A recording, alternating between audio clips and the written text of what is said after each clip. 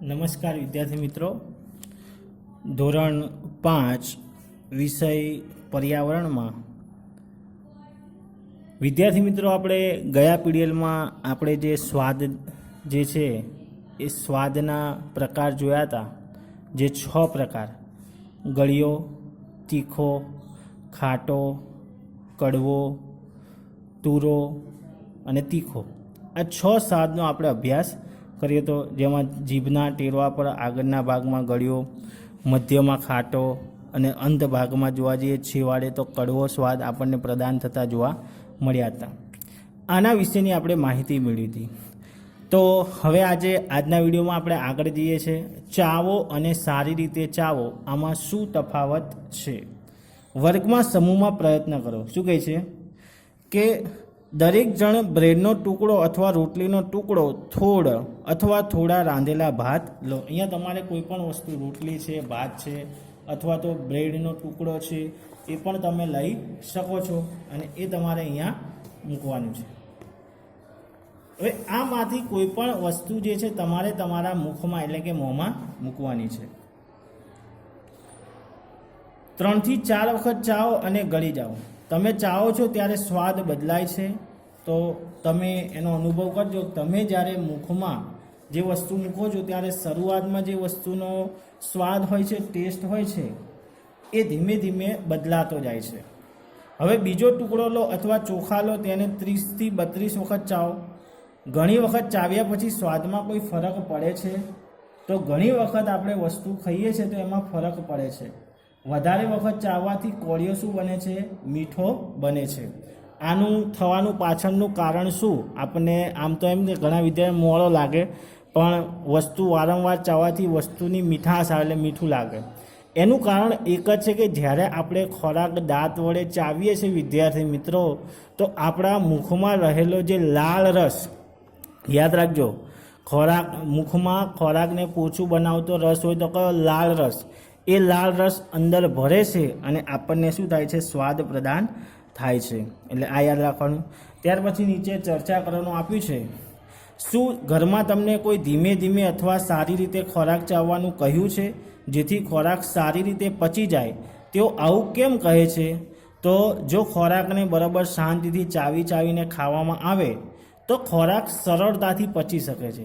જો ઉતાવળથી ખાઈએ તો ખોરાકનું પાચન થતું નથી અને શરીરમાં ગડબડ થાય, પેટમાં દુખે, બરાબર, તો આપણને શું થાય છે? નુકસાન થાય છે.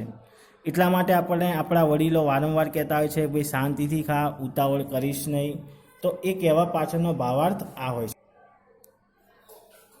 તમે લીલા જામફળ જેવા સખત વસ્તુ ખાતા હોય એવી કલ્પના કરો કે એક ટુકડો કાપીને મોંમાં મૂકી ગળી જાઓ. ત્યાં સુધી કેવા પ્રકારના બદલાવ આવે છે? બરાબર, આપણા મોંમાં લાળ રસ શું કરે છે? તો આપણે કોઈ વસ્તુનો ટુકડો મૂકીને ગળી જઈએ તો શું થાય? એને ચાવતા નથી તો શું થાય? કઠણ લાગે છે, પેટમાં દુખે.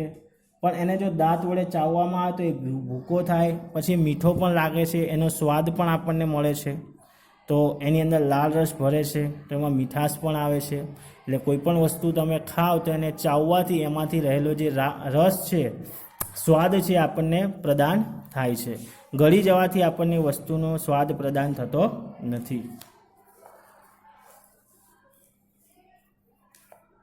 વિચારો અને કહો.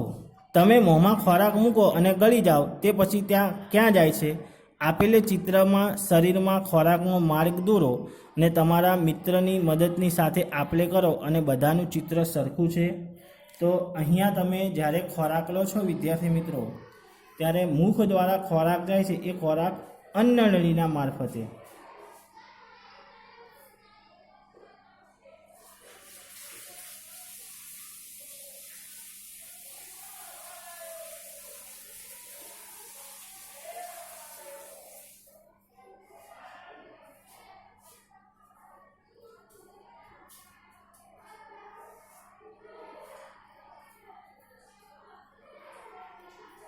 અને અન્નનળીના મારફતે પછી અંદરમાં શું થશે?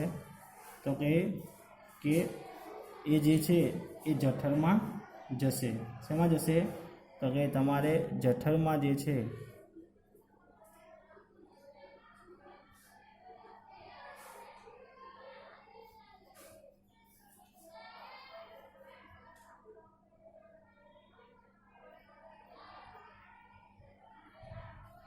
આ રીતની જઠર જેવું હશે અહીંયા તમારે. પછી અહીંયા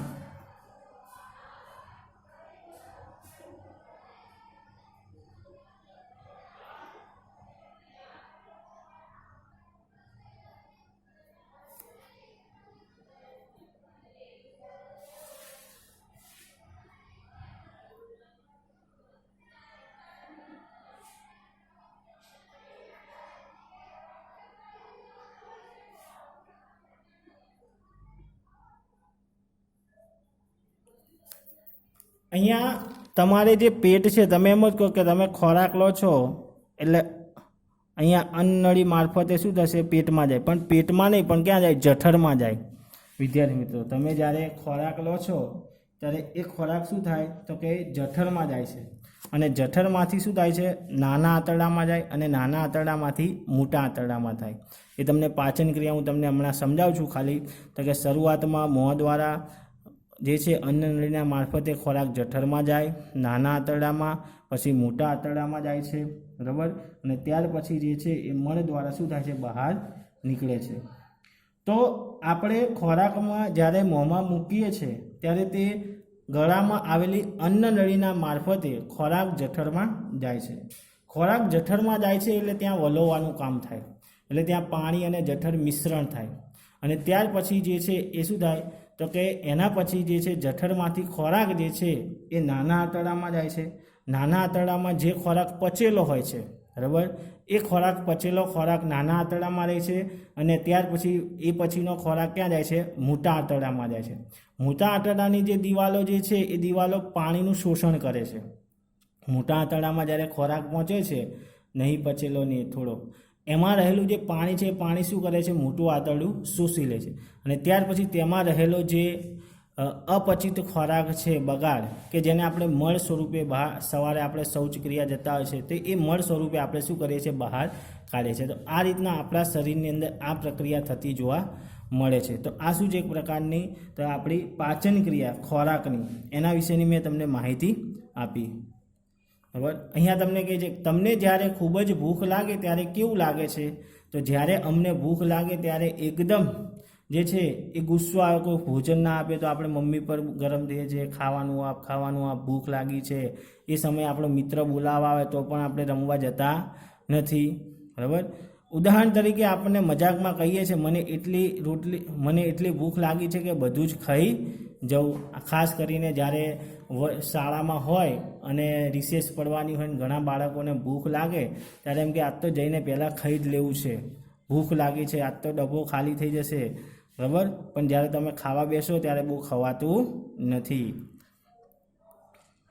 તમને ભૂખ લાગી છે તે કેવી રીતે ખબર પડી, તો પેટમાં તમને તમારા જે શરીરની અંદર અવયવ છે એમાં ખ્યાલ આવે છે કે ભાઈ મને ભૂખ લાગી છે, બરાબર.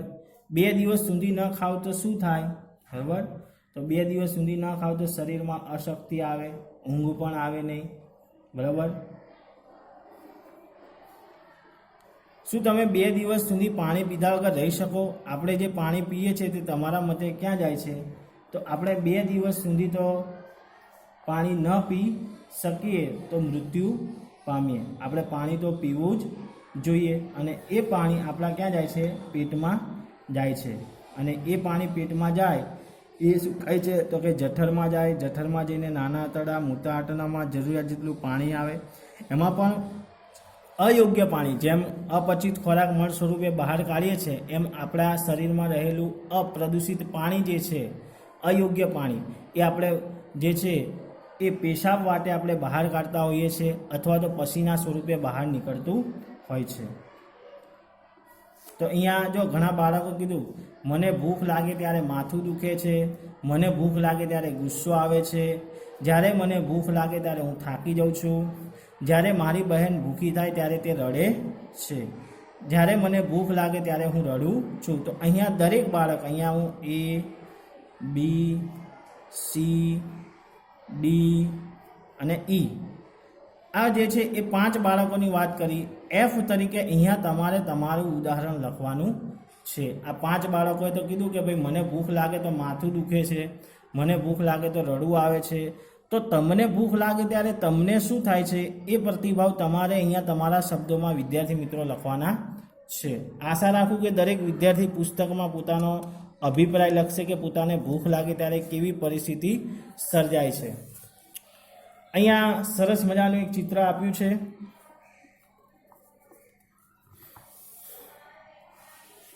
સાનિયાને ગ્લુકોઝ આપવામાં આવ્યું. બરાબર, તમે ગ્લુકોઝથી તો બધા પરિચિત હશો. બરાબર, સાનિયા ખૂબ જ બીમાર હતી. આખો દિવસ તેને ઉલટી અને ઝાડા થયા હતા. સાનિયા હતી શું હતી? ખૂબ જ બીમાર હતી. આખો દિવસ તેને ઝાડા અને ઉલટી થયા, એટલે શરીરમાં પાણીનું પ્રમાણ સ્ત્રોત ઘટી ગયો અને જે પણ ખાય એ ખાલી કરી નાખે, એટલે શરીરમાં કશું રહ્યું નહીં. તેના પિતાએ તેને મીઠા અને ખાંડનું દ્રાવણ આપ્યું. સાંજ સુધીમાં સાનિયા ખૂબ જ નબળી પડી ગઈ. તેને ચક્કર આવતા થયા.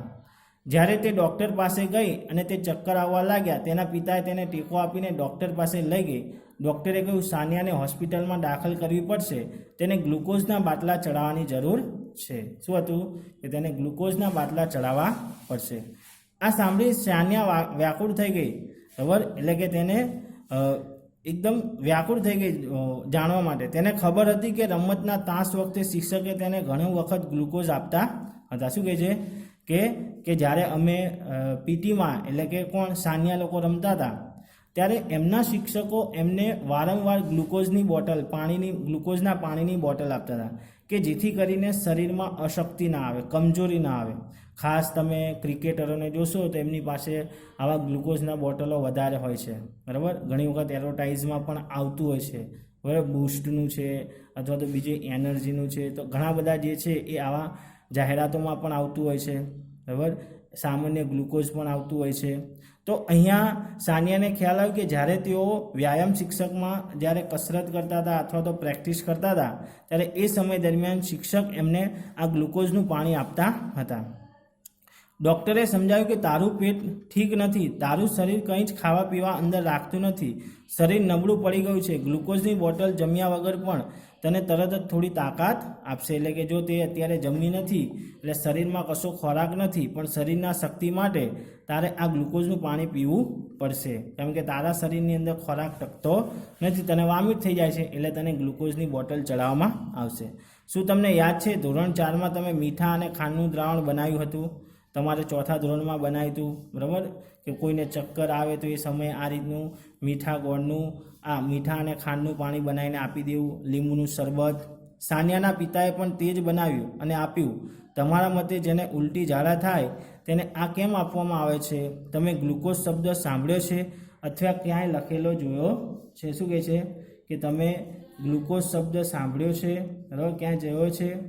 તો હા, આપણે ગ્લુકોઝ શબ્દ જે છે એ કોણ? તો કે ઘરના વડીલો પાસેથી અથવા તો આમ જેમ સાનિયાએ શિક્ષક પાસેથી શબ્દ સાંભળ્યો તો એવા ઘણા બધા જગ્યાએથી તમે આ શબ્દ સાંભળેલો હશે. ઘણી વખત હોસ્પિટલમાં ડૉક્ટરો પાસેથી પણ આ શબ્દ સાંભળવામાં આવતો હોય છે.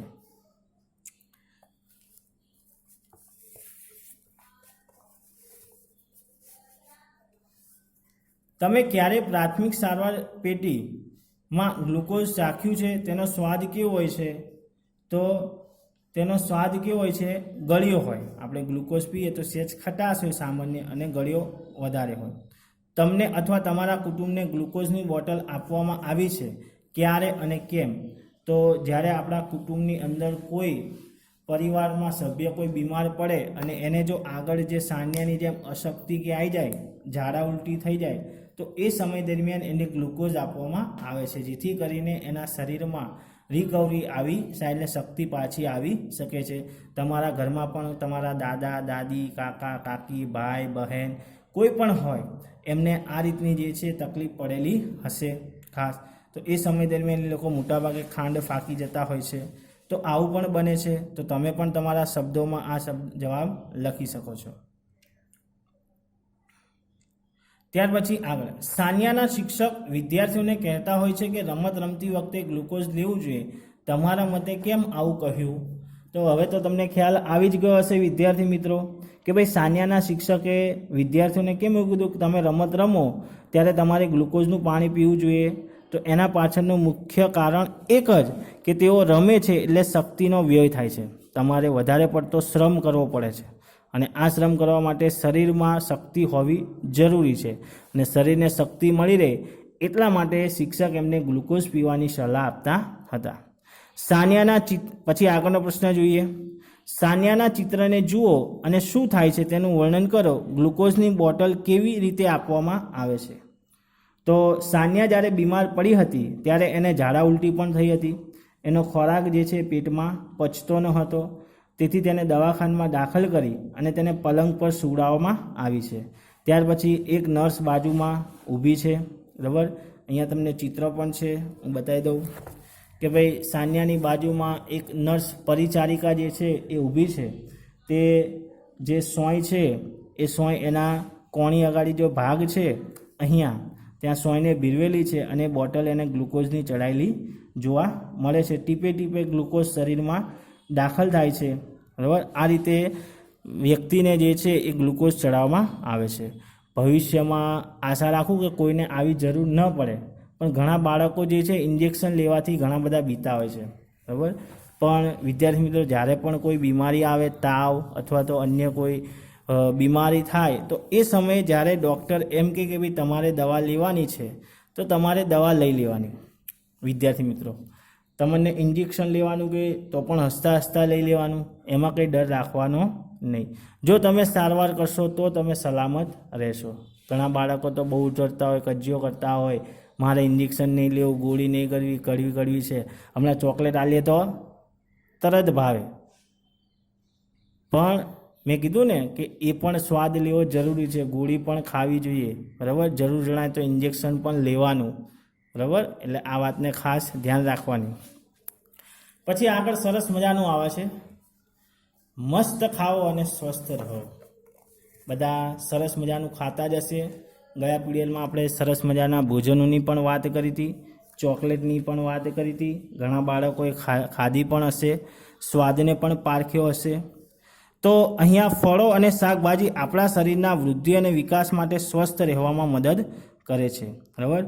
શરીરને વૃદ્ધિ અને સ્વસ્થ રહેવા માટે શું જરૂરી છે? તો ફળો અને શાકભાજી, જે આપણા શરીરના વૃદ્ધિ અને વિકાસ માટે ઉપયોગી બને છે. ચિત્રમાં દેખાતા દરેક ખાદ્ય પદાર્થનું નામ જણાવો અને ત્યારબાદ ભૂલકામાંથી રસ્તો શોધો અને ફળ અને શાકભાજીના ચિત્ર મુજબ આગળ વધો. અહીંયા તમને સરસ મજાનું ચિત્ર આપેલું છે, બરાબર. તો અહીંયા બાળક જે છે એ પહેલાં શરૂઆતમાં શું ખાશે? તો કે શરૂઆતમાં બોલો, સરસ, શું આવે? સફરજન. શું ખાશે? સફરજન. ચલો, પપ્પુભાઈએ સફરજન ખાઈ લીધું. હવે પપ્પુભાઈ આગળ જાય છે. આપણે આ મિત્રનું નામ શું રાખશું? પપ્પુ, બરાબર. પપ્પુ બધાને યાદ રહે, પપ્પુ પાસ હો ગયા. આપણે પપ્પુભાઈ જાય છે, બરાબર. તો આગળ ભોજનમાં શરૂઆતમાં પહેલું શું ખાય છે? સફરજન. સરસ. કયા રંગનું હોય? લાલ. હવે સફરજન ખાધા પછી આગળ આવે છે એક એવા પ્રકારનું જે છે એ શું છે? બ્રોકાલી, બરાબર. એવું પ્રકારનું એક ફળ છે, બરાબર. તો કે બ્રોકાલી. તો બ્રોકાલી ખાશે. એ બ્રોકાલી ખાધા પછી આગળ જે છે, તો આગળ શું છે? અહીંયા તમને યલો એટલે પીળો કલર જેવું દેખાય છે, એટલે આપણે એને જામફળ પણ કહી શકીએ, બરાબર. કેમ કે મોસંબીને ઉપર પાન ન હોય, અથવા તો કેરી પણ તમે કહી શકો છો, બરાબર. તો એ ખાશે. પછી આગળ શું આવશે? ચેરી. સરસ. ચેરી ખાધા પછી શું ખાશે? ટામેટું. સરસ. ટામેટું ખાધા પછી કેળું. કેળું છોલીને ખાવાનું, હો, છાલે છાલવાળું નહીં ખાવાનું. ચલો, પછી આગળ આપણે જઈએ છીએ, અહીંયા જઈએ અનાનસ. એટલે શું ખાશે? પાઇનેપલ ખાશે. પાઇનેપલ ખાધા પછી શું છે? આ તો કે સુકોમિયો, બદામ, કાજુ છે ને એ, તો એ ખાશે. પછી સરસ મજાનું હોટ ડોગ, બ્રેડવાળું. પછી સરસ મજાના બિસ્કિટ, બરાબર, આવે છે ને, ડાર્ક ફેન્સ્ટી બિસ્કિટ. પછી અલગ અલગ ગુડ ડે, બટર, બોનબોન વગેરે બિસ્કિટ છે, તો એવા બિસ્કિટ ખાશે. એ બિસ્કિટ ખાધા પછી ક્યાં જશે? આગળ ચોકલેટ ખાશે. ચોકલેટ ખાધા પછી જલેબી ખાશે. જલેબી ખાધા પછી દ્રાક્ષ. દ્રાક્ષ પછી શું ખાશે? તો કે ડુંગળી. ડુંગળી ખાધા પછી તો કે ડોગનટ, ચોકલેટ, વટાણા, પછી મકાઈ, મોસંબી છે ને, કે નહીં ખાતા? સરસ. શું છે? મોસંબી. પછી આ શું છે? તો કે મશરૂમ, કોર્ન, લીલી ડુંગળી, તરબૂચ, કાકડી, જમરૂખ, મરચાં, આ બધા જ ભોજનો જે છે એ ભોજનમાં આપણે લેવા જોઈએ. તો દરેક બાળકે અહીંયા જોયું, પપ્પુભાઈએ પણ સરસ મજાનું ભોજન કર્યું, એ પણ ખાધું. આ બધા શાકભાજી કાચા, અમુક શાકભાજી જે કાચા ખાઈ શકાય છે, અમુક વસ્તુ આપણે તૈયાર મળે છે. તો આમ ખાઈને આપણા શરીરને વૃદ્ધિ અને સ્વસ્થ રાખવું જોઈએ. પણ દરેક વસ્તુ જે છે પ્રમાણસર લેવી આવશ્યક છે.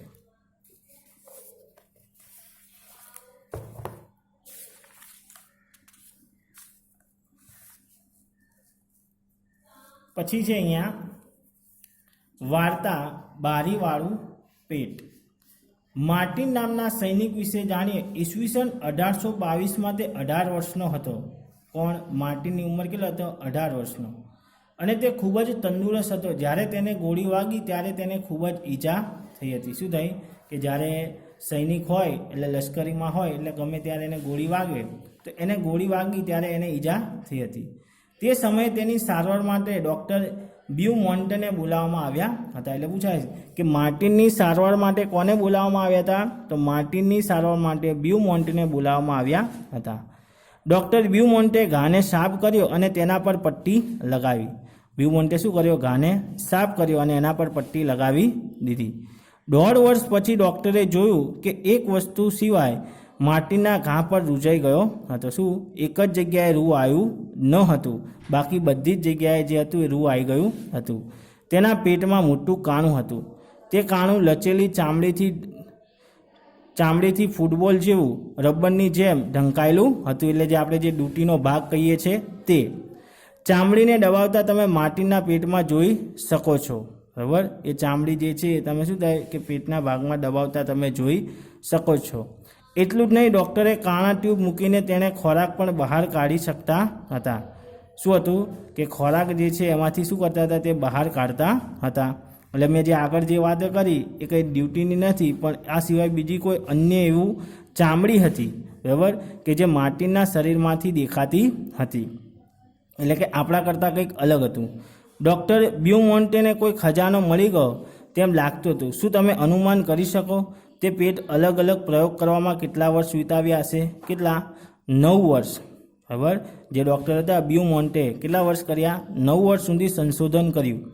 એ સમય સુધીમાં માર્ટિન મોટો પણ થઈ ગયો અને તેના લગ્ન પણ થઈ ગયા હતા. એ સમયે વૈજ્ઞાનિક જાણતા ન હતા કે ખોરાક કેવી રીતે પચે છે, પેટમાં રહેલું પ્રવાહી કેવી રીતે મદદ કરે છે.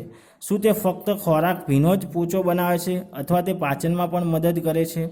ડૉક્ટર બ્યુમોન્ટે પેટમાંથી થોડું પ્રવાહી લીધું. તેમાં જોવા માંગતા હતા કે એક પ્યાલામાં ખોરાક મૂકી રાખવામાં આવે તો શું થાય છે, તો તે પોતાની જાતે પચે છે. તે માટે પ્રયોગ કર્યો. ટ્યુબની મદદથી તેમણે પેટમાંથી પ્રવાહી કાઢ્યું. સવારે 8 વાગે તેમણે 10 મિલી પ્રવાહી બાફેલી માછલી 20 જેટલા ટુકડા મૂક્યા. તેમણે પ્યાલો આપણા પેટના તાપમાન 30 સેલ્સિયસ જેટલા તાપમાને રાખ્યો. બપોરે 2 વાગે તેમણે જોયું તો માછલીના ટુકડા ઓગળી ગયા હતા. ડૉક્ટરે બ્યુમોન્ટાએ જુદા જુદા પ્રયોગ એક ખોરાક સાથે કર્યા. તેમણે માર્ટિનના સમયે તે સમયે ખોરાક આપ્યો. પ્યાલામાં માર્ટિનના પેટમાં બંને ખોરાક પચતા કેટલો સમય લાગે છે તેની સરખામણી, તેનું અવલોકન નોંધ્યું. બરાબર? તો અહીંયા 2 બતાવેલું છે. જેમ કે 2 કલાક ને 15 મિનિટ દૂધ ઉકાળેલું, જ્યારે પ્યાલામાં 4 કલાક ને 45 મિનિટ. ઉકાળેલું દૂધ જોવા જઈએ તો 2 કલાક થાય છે. પ્યાલામાં જોવા જઈએ તો 4 કલાક ને 15 મિનિટ. આખું બાફેલું ઈંડું 3 કલાક ને 30 મિનિટ.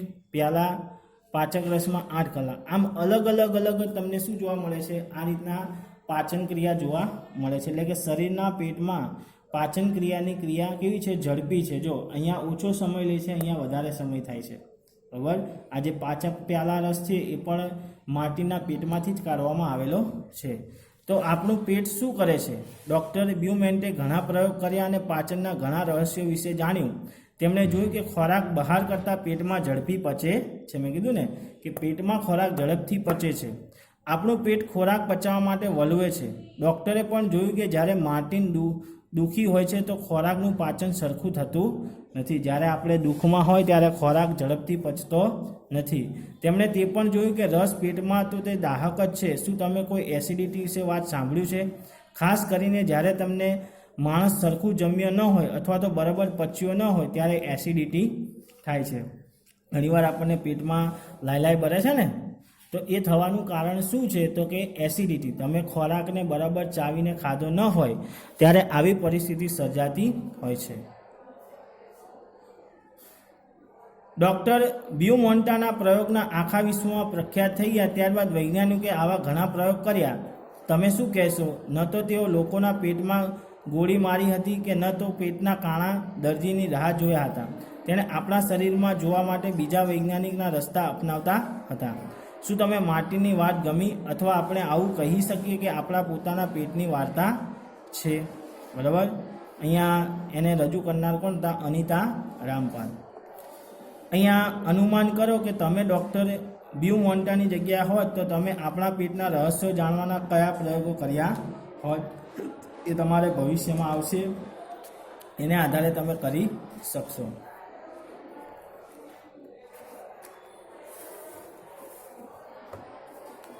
ત્યાર પછી આગળ આવશે સારો ખોરાક, સારી તંદુરસ્તી. ડૉક્ટર ઋતાના 2 દર્દી છે, રશ્મિ અને જયેશ. ડૉક્ટર ઋતાએ તેમના વિશે વધારે જાણવા માટે સાથે વાતચીત કરી. ડૉક્ટરને શું જાણવા મળ્યું? રશ્મિ 5 વર્ષની છે. તે 3 વર્ષની હોય તેવી લાગે છે. તેના હાથ પગ પાતળા છે. અહીંયા રશ્મિને ભાઈ છે કેટલા વર્ષની? 5 વર્ષની. પણ દેખાય છે કેટલા? માત્ર 3 વર્ષની હોય એવી દેખાય છે. તે વારંવાર બીમાર થઈ જાય છે. તે હંમેશા થાકેલી રહે છે. તે હંમેશા કેવી રહે છે? થાકેલી રહેલી જોવા મળે છે. અને નિયમિત શાળાએ જતી નથી. તેનામાં રમવા માટે પણ તાકાત નથી. ખોરાક, જો દિવસમાં એક વખત પણ તેને જમાડવામાં થોડો ભાત અને એક રોટલી મળી જાય તો દિવસ તેના માટે સારો હશે. કેમ? તો કે ખોરાક ઓછો ખાય છે એટલા માટે. બાજુમાં જયેશનું ચિત્ર આપે છે કે જેની ઉંમર 7 વર્ષ છે. તેની ઉંમર કરતાં મોટો લાગે છે. તેનું શરીર જાડું અને બેડોળ છે. તેને પગમાં દુખાવો રહે છે. તે ખૂબ જ સક્રિય નથી. તે બસ દ્વારા શાળાએ જાય છે અને ઘણા કલાકો ટીવી જોવામાં વિતાવે છે. એટલે કે શું કે એક પ્રકારનો આળસુ માણસ. આપણને ઘણી વખત બજારમાં વસ્તુ લેવા મોકલતા હોય તો મમ્મી એમ કે ચાલતો જા, પણ ના જાય. શું કે ના, હું તો સાયકલ લઈને જઉં.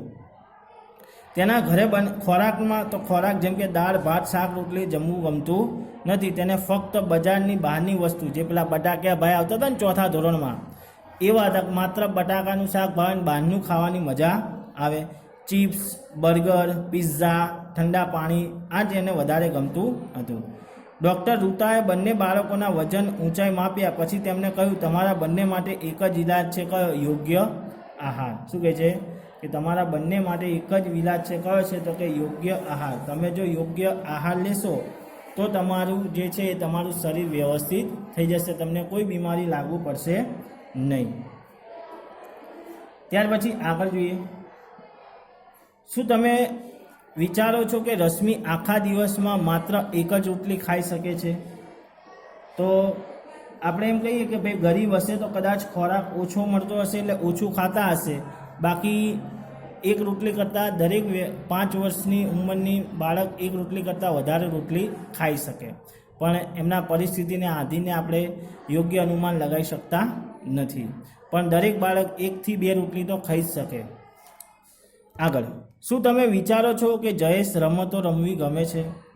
તો આપણે વિચારીએ કે જયેશને રમતો રમવી ગમતી નથી. કેમ? તો એના પગમાં દુખાવો રહે છે. બરાબર. અને એને વધારે પડતું ટીવી જોવું ગમે છે. યોગ્ય આહાર દ્વારા તમે શું સમજ્યા? તો યોગ્ય આહાર દ્વારા આપણે એ સમજ્યા કે જો યોગ્ય આહાર લેવામાં આવે તો શરીરને પૂરતા પ્રમાણમાં શક્તિ મળે છે અને શરીરની શું થાય છે? વૃદ્ધિ થાય છે. શરીરને જોઈએ એ પ્રમાણે તત્વો મળી રહે છે. તમારા વિચારો રશ્મિ અને જયેશના આહારમાં યોગ્ય કેમ નથી? કારણ કે બંને બાળક જે છે એ યોગ્ય આહાર લેતા નથી. રશ્મિ જે છે એ વધારે પડતું ખોરાક લેતી નથી, જ્યારે જયેશ નામનો વિદ્યાર્થી છે એ વધારે પડતી બહારની વસ્તુ ખાય છે જે શરીરને પ્રોટીન કાર્બોદિત પ્રદાન પૂરા પાડે, બરાબર, ક્ષાર પૂરા પાડે એ વસ્તુ લેતો નથી. જેમ કે દાળ ભાત શાક રોટલી આ આપણા રોજિંદા જીવનનો એક ભાગ છે. આ આપણે દરરોજ ખાવા જોઈએ. જે ચિપ્સ છે, પીઝા છે, બર્ગર છે એ આપણે અઠવાડિયે એકાદ દિવસ ખાઈએ તો ચાલે, પણ આપણે આપણા રોજિંદા જીવનમાં શરીરને સ્વસ્થ અને તંદુરસ્ત રાખવા માટે આપણે આ દાળ ભાત શાક રોટલી પાપડ શુદ્ધ ભોજન ખાવું અનિવાર્ય છે. શોધી કાઢો, તમારા દાદા દાદી અને વડીલો સાથે વાતચીત કરો અને શોધી કાઢો આ શું ખાતા હતા અને તેઓ જ્યારે તમારી ઉંમરના હતા ત્યારે શું કામ કરતા હતા. હવે તમારી રોજની ક્રિયાઓ, તમારા રોજના આહાર વિશે વિચારો. તમારા દાદા દાદી આહાર અને ક્રિયાઓ જેવું જ છે કે અલગ? તો આપણે જોવા જઈએ તો આપણા દાદા દાદી તરત કહેશે કે ભાઈ તમારા કરતાં અમારા જમાનામાં આ રીતનું હતું ભોજન, અમે તો આ રીતના ખાતા હતા, ડુંગળી રોટલો ખાઈને રહેતા હતા. અત્યારે હાલ કોઈ આ રીતનું ખાતું નથી. એ સમયના લોકોનું આયુષ્ય પણ વધારે હતું, તેમના શરીર પણ સારા તંદુરસ્ત હતા. એ સમયનું ઘી છે અથવા તો અનાજ પાણી પણ એટલા શુદ્ધ હતા. જો કે અત્યારે જે આપણે કહીએ બરાબર કે ફ્રીજમાં મૂકીને અથવા તો બિયારણ દ્વારા જે પાકોથી પકવીને શાકભાજી, તો એના કારણે યોગ્ય ગુણવત્તાવાળા હોતા નથી. પણ તેમ છતાં શરીરના વૃદ્ધિ અને વિકાસ થાય છે. એટલા માટે આપણે ભોજનમાં જે છે આ બધા શાકભાજી ફળો ખાઈએ છીએ. પણ પહેલાંની તુલનાની ગુણવત્તામાં અત્યારના જે શાકભાજી છે એ યોગ્ય ગુણવત્તાવાળા જોવા મળતા નથી.